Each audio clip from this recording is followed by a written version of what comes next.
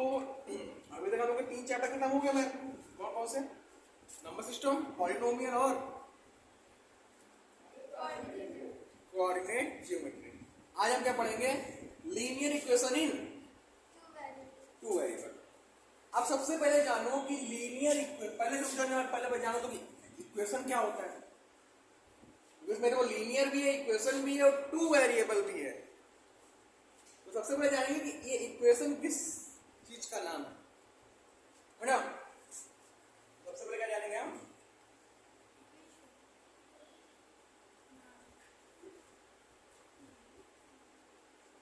अभी हमने पॉलिनोमियल में जो दूसरे चैप्टर हम पढ़ रहे थे, ध्यान दो, दूसरे चैप्टर हम पढ़ रहे थे तो पॉलिनोमियल पढ़ रहे थे। पॉलिनोमियल में हमने क्या पढ़ा था? अलजेब्रिक एक्सप्रेशन पढ़ा था कि जिसमें वेरिएबल होता है, कांस्टेंट होता है ना, और वो मैथमेटिकल ऑपरेशन से क्या होता है? कंबाइन होता है, उसे क्या बोलते हैं? Algebraic expression. लेकिन जब उसे हम अलजेब्रिक एक्सप्रेशन में कौन साइन लगाते हैं? इक्वल का साइन लगाते हैं, है ना। तो लिख सकते हो उसमें इक्वेशन का लिख सकते हो कि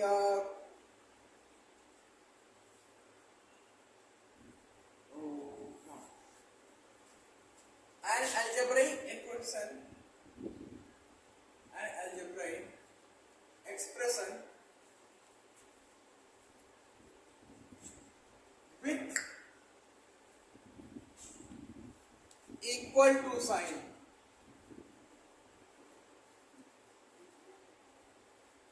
यानी ये वाला साइन,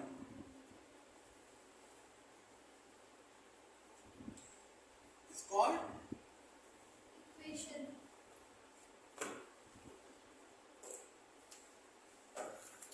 तो इक्वेशन क्या होता है कि एक ऐसा इक्वेशन जिसमें इक्वल टू साइन होता है वो क्या कहलाता है? इक्वेशन कहलाता है। अलजेब्रिक एक्सप्रेशन, अलजेब्रिक होता क्या है? 3x + 5 = 0, यह है ना अलजेब्रिक एक्सप्रेशन। क्यों? वेरिएबल भी है, कांस्टेंट भी है और यहाँ पे इक्वल भी है। ये क्या हो गया? ये क्या है हमारा इक्वेशन। जरूरी नहीं कि इक्वल बराबर 0 ही होगा, कोई और भी ना वेरिएबल हो सकता है। मान लिया ऐसे भी हो सकता है, तो 3x² + 5x + 3 = 9x³ + 6x + 4। तो ये पूरा इक्वेशन है क्योंकि यहाँ पे कौन साइन लगा हुआ है? इक्वल टू साइन लगा हुआ। समझ गए? तो इक्वेशन समझ गए। अब आगे आएंगे कि लीनियर इक्वेशन क्या होता है। ठीक है, क्या होता है लीनियर इक्वेशन, पहले इतना नोट कर लो। तो अब आते हैं लीनियर इक्वेशन। इक्वेशन तो जान गए कि हमें पढ़ना क्या है? Linear equation in two variable. तो इक्वेशन के बारे में तो जान गए। अब जानेंगे किसके बारे में? लीनियर इक्वेशन के बारे में। किसके बारे में जानेंगे?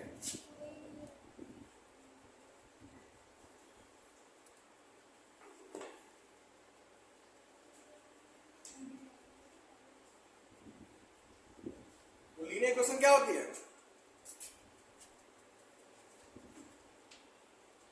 अच्छा ये बताओ, लीनियर पॉलिनोमियल पढ़ा है ना, तो फिर पावर 1 होती है।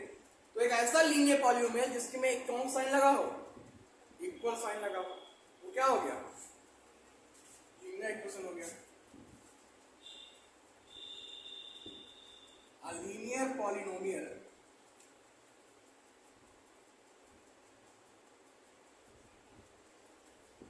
with equal to sign is called linear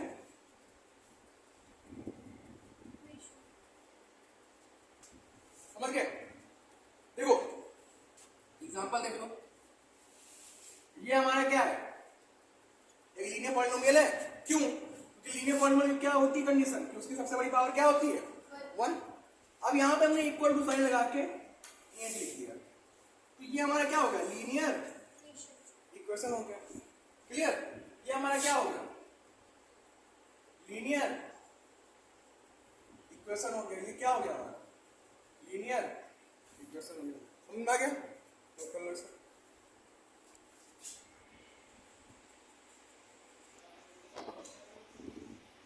note कर लो फिर आगे बढ़ो।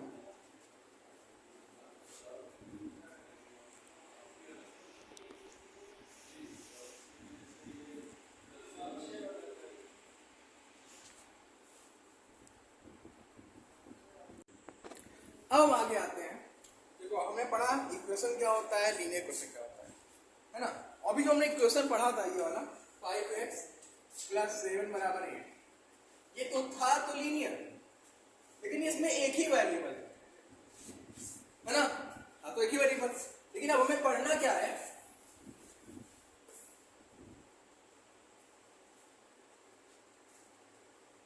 Linear equation in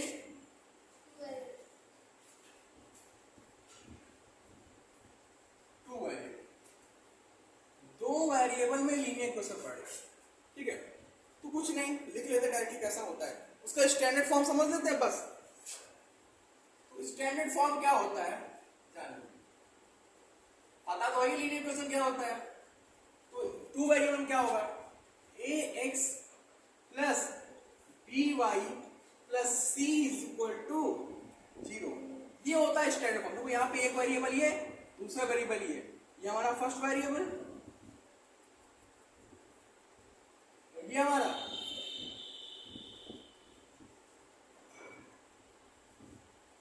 clear. एक चीज ध्यान देना इसमें, यहाँ पे a 0 के बराबर नहीं हो सकता और ना ही b 0 के बराबर हो सकता है। होगा सर क्यों, क्योंकि अगर a 0 के बराबर होगा तो x गायब हो जाएगा, तो एक ही तो वेरिएबल बचेगा। और अगर दोनों a b दोनों वेरिएबल 0 के बराबर हो गए तो वेरिएबल गायब, तो इक्वेशन कहाँ बचा वो, अरे लीनियर इक्वेशन कहाँ बचा। यहाँ पावर देखो एक है ना, नोट कर लो। तो linear equation in two variable क्या होगा समझ गए। अब इसको सॉल्व कैसे करेंगे ये आगे मैं बताता हूँ, ठीक है। एक एग्जांपल लेके बताऊंगा फिर एक्सरसाइज पे आ जाऊंगा, इसे नोट कर लेना। अब देखो मैंने दो चैप्टर तुम लोग किससे पढ़ाए हैं, एनसीईआरटी से पढ़ाए हैं, पहला दूसरा एनसीईआरटी पढ़ाया है, और जो ये तीसरा चौथा चैप्टर है ये हमने तुमको आरएस से पढ़ाया। क्यों, क्योंकि इसमें एनसीईआरटी के भी क्वेश्चंस है और थोड़ा एक्स्ट्रा क्वेश्चंस भी हैं, है ना, इसलिए ठीक। तो ये आरएस की एक्सरसाइज है 4A, मतलब कि लीनियर इक्वेशन टू वेरिएबल की एक्सरसाइज 4A है ना। पहला क्वेश्चन है कि जो इक्वेशन दी हुई है नीचे, देखो 6 क्वेश्चन है उसमें, तो कुछ 2 लगा देना बाकी 4 लगा लेना, ठीक है। कह रहा है कि जो इक्वेशन नीचे दी गई है उसको इस फॉर्म में एक्सप्रेस करो और उसके बाद एबीसी की वैल्यू निकालो, ठीक है। यानी इक्वल के बाद केवल 0 ही होगा, तो क्या करेंगे, ये इधर आ गया, हो गया। अब लिखेंगे क्या,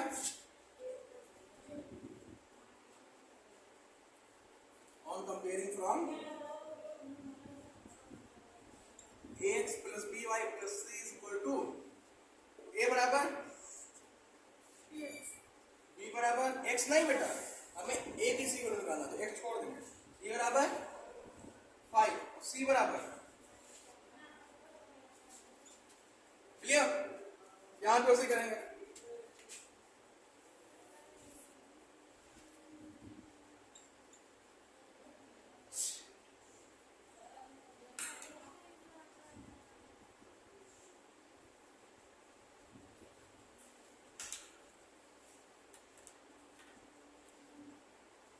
a बराबर √2, b बराबर √3 और c बराबर -5।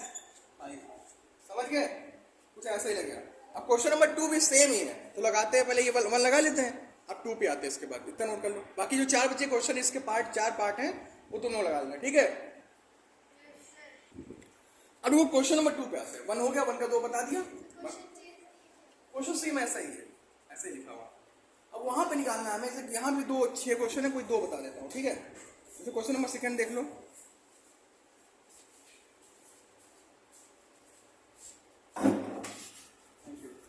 बहुत थैंक यू। और आ जाओ तुम भी, 3x - y = x - 1।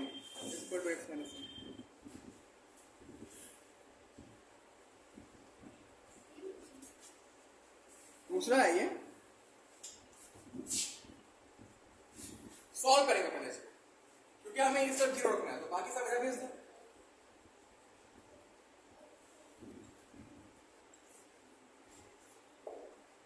कोई बचा, कंपेयर कैसे करेंगे इसे,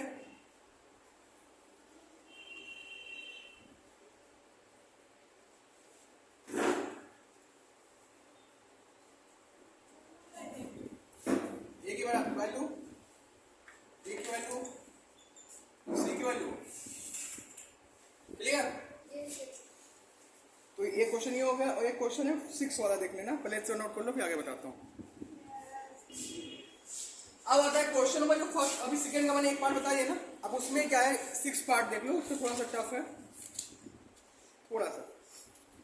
जैसे क्या है x upon 2 minus y upon 3, इसका सेकंड पार्ट, सेकंड का 6 पार्ट है ये। x अपॉन 2 माइनस का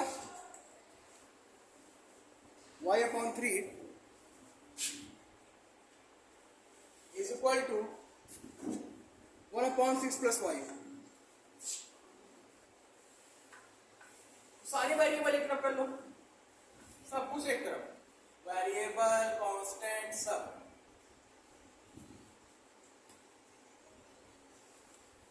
शांति से सवाल लगाओ, ठीक है?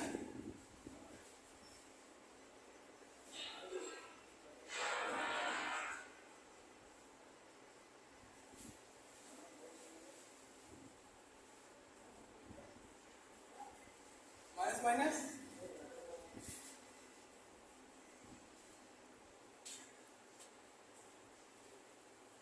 कंपेयर किससे करेंगे? कंपेयर किससे करेंगे?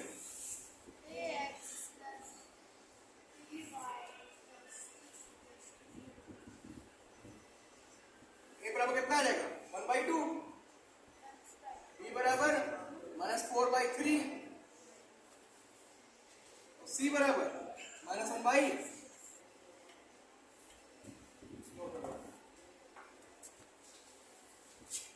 तो हो गया आज के लिए, बाकी कल।